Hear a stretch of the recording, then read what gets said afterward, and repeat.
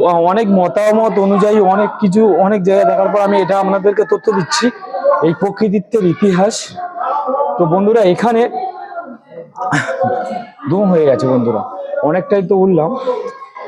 তো বন্ধুরা অনেক জায়গা আছে কথিত রয়েছে যে এখানেই নাকি হর পার্বতীর রূপে নাকি দুটি নাকি পক্ষী পাখি এসে নাকি এখানে নাকি আপনার প্রসাদ ভক্ষণ করেন।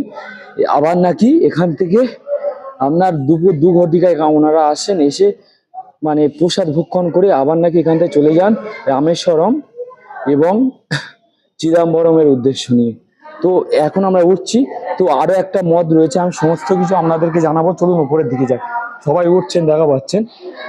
হ্যাঁ বন্ধুরা, আরেকটি ইতিহাস আপনাদেরকে জানাই যে হ্যাঁ, এটা তো গেল শিব হর পার্বতীর রূপে দুটো পাখি আসে 1 নম্বর, ওই তথ্যটা ওটাই গেল। যেটা আরেক জায়গা থেকে পাওয়া গেছে ওটা আমি আপনাদের জানাচ্ছি। ওটা হচ্ছে যে দুটি ঈগল নাকি দুপুরে নাকি প্রসাদ ভক্ষণের উদ্দেশ্যে এখানে আসে এবং মন্ত্রোচ্চারণের পর পূজা হওয়ার পর নাকি প্রসাদ ভক্ষণ করে নাকি আবার নাকি চলে যায়। কথিত রয়েছে যে দুটি ঈগল আসে, তারা নাকি আগে নাকি দুটো নাকি ঋষি ছিলেন, অভিশাপের ফলে নাকি তারা ঈগল হয়ে গেছে।